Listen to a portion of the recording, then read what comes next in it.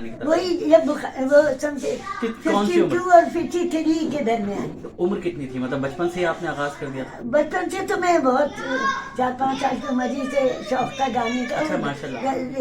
گھر میں گرامفون وغیرہ تھا, سب تھا. والد کو ہمارے بہت شوق تھا, وہ تھا سب کو. صحیح. اور والدہ کو اتنا زیادہ نہیں تھا, صرف والدہ. اچھا بلکہ وہ مخالف ہی رہی بہرحال. اچھا کیونکہ وہ کہتی تھی ہم سادات میں سے ہیں اور اچھا ہمارا ماشاء اللہ. وہ ہے. لیکن یہ ہے کہ وہ ابا نے کبھی بہت انکریج ہی کیا کہ بھئی اس کا شوق ہے وہ پورا ہو جائے گا. صحیح صحیح. 4-5 سال کی عمر سے آپ کا باقاعدہ آغاز ہو گیا گانے کا. ریڈیو پاکستان میں ریڈیو آمد کب پاکستان ہوئی؟ میں تقریباً سمجھیے کہ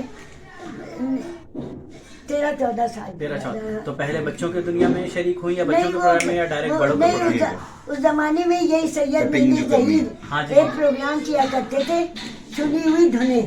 اچھا اچھا. تو وہ پروگرام ایسا تھا جس میں فلمی گانے کے بول بدل کے اچھا. بول بدل کے دھن وہی رہتی تھی, بول بدلے جاتے تھے. اس زمانے میں تو بھارت سے بھی وہ تھا جو زمانہ تھا.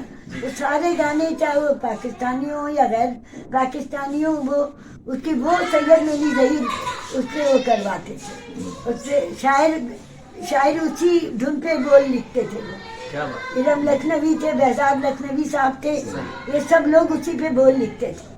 تو اس کا پروگرام کا نام تھا, وہ اسی سے میں نے آغاز کیا.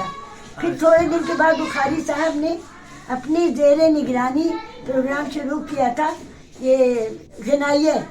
تو اس میں وہ شریک ہوتی تھی میں, وہ تھا آنندی غلام عباس صاحب کا. اچھا. تو اس سے پھر غزلیں شروع ہوئیں. تو بخاری صاحب نے غزلیں بھی گوائیں, فارسی کی, اردو کی. وہ پروگرام میں باقاعدہ خود حصہ لیتے تھے آ کے بخاری صاحب. ہاں واقعی وہ تو بڑا وہ تو خود آتے بابا تھے, نشریات ان کو. اور اگر زیر زبر بھی غلط ہو جاتا تھا تو فوراً آ جاتے تھے ریڈیو اسٹیشن.